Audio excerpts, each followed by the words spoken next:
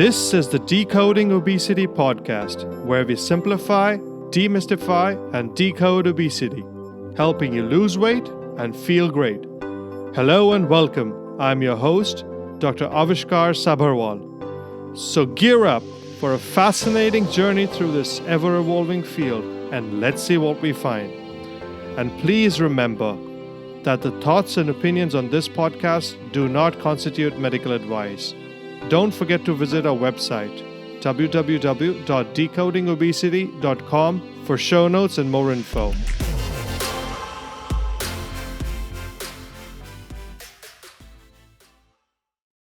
A Google search will tell you that you can burn a slice of pizza with 290 calories with a 90-minute walk. But is this true? Does this concept of calorie in, calorie out hold true? I have with me Dr. Raman Ashta, who is a board-certified physician in family medicine, and she is also a diplomat of the American Board of Obesity Medicine. She is currently practicing in Central Florida and is passionate about helping patients with chronic diseases like hypertension, diabetes, and obesity through lifestyle changes. Hi, Raman. How are you? I'm good. Thanks, Avishkar. Nice to be on your podcast. Thanks for having me. It's a pleasure to have you. This is a topic that, it's on a lot of people's minds, and it's a confusing thing for a lot of people because they go to a gym and they see that number on the treadmill, the number of calories that they're burning. But is that true? So where does this concept of the calories come from? Yeah, so calories in, calories out has been kind of the age-old advice for weight loss. You could ask anyone and they would say to lose weight, you gotta eat less and you gotta move more, Right. Which kind of translates into you gotta take in less calories and burn out more calories. The calorie was first defined by Nicholas Clements in 1800s. It is just a measure of energy. So 1 calorie is amount of heat which is needed to raise temperature of 1 gram of water through 1 degree Celsius. Somehow we decided to use that to denote what type of energy we're going to get from certain types of foods. So every food is made of different macronutrients: fat, carbohydrate, and protein. 1 gram of fat gives us 9 calories, 1 gram of protein and 1 gram of carbohydrates each give us 4 calories. Alcohol gives us 7 calories per gram. It's not a macronutrient, but it's used widely enough. I thought I'd include that. Yeah. Of course. So that's how we calculate calories in a specific meal, and we say that if you eat this meal, you're going to get this much calories, and if we simplify it, then if you burn that many calories as much as you're eating, then you're going to maintain your body weight. Right.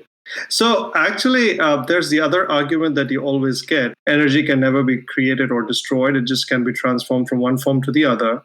And that's where actually the concept of this calorie in, calorie out comes from. Yeah, so to simplify that law of thermodynamics into calories, if you're eating 2,000 calories and you're burning 2,000 calories, you should maintain your weight. If you're eating 2,000 calories and you're burning 1,500 calories, you should gain weight. And if you're eating less calories than you're burning, you should lose weight. So it should be simple, right? We've been telling this to the patients for many, many years. And what happened? The rate of obesity got worse. So it obviously is not that simple, and it doesn't work. And one of the reasons for that, there are many reasons for that, as you know, but one of them is metabolic adaptation. So as we are eating less calories, our basal metabolic rate, the calories our body burns, gets lower to match our intake. That interferes with further weight loss. Yeah, you may lose weight for the first few months, but over time, your body's going to compensate for that, lower the metabolic rate, and that's going to stall the weight loss, and you probably will gain all the weight back if you're just going by calorie in, calorie out approach. Yeah, I think, and the other side to this is also that when you're running on a treadmill or you're jogging or whatever, the number of calories that your Fitbit tells you that you burned, or the number of calories that you see on a treadmill that you burned, that doesn't change. But you do realize that after exercising for a while, it actually becomes easier for you to do the same amount of exercise. So it's Right, not that you're burning those many calories. It's just that your body has adapted. It gives you a right. false sense of security that you're burning those many calories, and you kind of feel privileged that, well, I can go ahead and eat a pizza, or I can go ahead and eat a cupcake today because I was able to burn it off. But that may not necessarily be the case, because your body adapts, and it's obesity is more of an endocrine problem rather than a physics equation that you just solve sitting on a computer, or just solve on a machine. Right. One of the problems with the calorie model is that we paint everything with the same brush, whether that calorie is coming from ice cream or salmon. We just say you had 500 calories. It's not a mathematical equation. You don't just plug in the numbers and a certain number is going to come out. We have different hormonal responses, different biological pathways that different foods are processed in. It matters where those calories are coming from. If they're coming from whole natural food, they're more satiating. But if you're eating a diet full of ultra processed food, you are going to eat more and gain more weight. I think you raise a very valid point, because the best and the simplest advice that anybody can give is just eat what your grandmother or your great grandmother would eat, and Absolutely. I think that would be the safest food for you to eat. Another thing I wanted to say about the calories model is that amount of calories our body absorbs from a certain food is not what is written on the label. That's another problem with that. Yeah, that's very true. Yeah.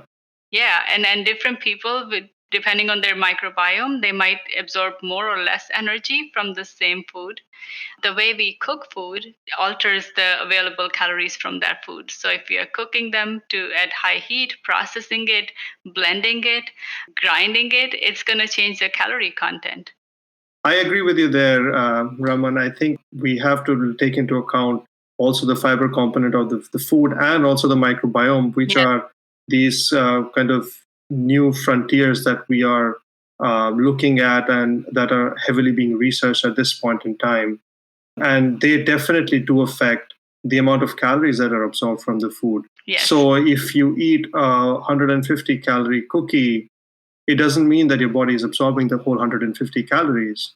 And also comes in the variation between people. So, say you may absorb 80 calories and I may absorb 120 calories. Or it probably is the opposite. I probably absorb 160 out of 150. Yeah. And another thing I've heard from various nutrition leaders these days is, and I agree with that, is that calories count, but don't count calories. Like, it does matter how much calories we are taking in, but if we just focus on eating healthy food and focus on not eating it all the time, eat with circadian rhythm, like you said, intermittent fasting, I think that's the answer rather than calories in and calories out. So what alternatives do people have? If that's the easiest thing. You see the label, you see the number of calories, you calculate this is the amount of calories that I need to eat, and Yeah. that's the end of it. That's the easy way. But what's the alternative? What do you advise your patients on how to lose weight and how to maintain the weight loss? So what I advise is not to look at calories, but look at the quality of food. If you're getting 100-calorie Oreo cookie pack, that is not equal to 100 calories of fried egg. So I'd rather have you eat whole natural food. Eat it in sync with your circadian rhythm. So practice intermittent fasting at least 12 to 14 hours, more if possible. Calorie counting is tedious for most people. There I think there's only a small percentage of people who are very number oriented, and they will count each calorie. But for most people, it's a novelty. You do it for a week, 2 weeks, and then you're tired of it. So it's better to eat good food, listen to your body's signals, whether you're hungry or full or just craving, and eat according to that. And I think that's where the key is. You have to eat foods that are not calorie dense but nutrient dense. So calorie counting has its place. In all honesty, I think it's a good place to start, because you can gauge what foods contain what amount of calories, and after you've done it for a while, you kind of know what foods you want to eat and what foods you don't want to eat. Yeah, I think it is helpful in short term for education, like you mentioned, because if we can't measure, we can't improve, right? So I have my patients do a food diary as well. That is not necessarily a calorie count diary, but even just putting it on paper, what they're eating in whole day, whether it's like a candy here, a handful of almonds there, it all adds up. I use the apps like Lose It and MyFitnessPal so people can see how much food they're eating on a daily basis. And sometimes it's just educational to know that a meal that you're ordering, at a fast food restaurant has 1,000 calories. So now you know that, so you can avoid it going forward. If you didn't know, you wouldn't. I think calorie counting has its place. You become more cognizant when you're doing calorie counting. So it's not all bad. It's not all for nothing. I would say that in the end, we cannot completely ignore the importance of calories. It's an important benchmark that a lot of weight loss programs use to kind of guide our nutritional changes.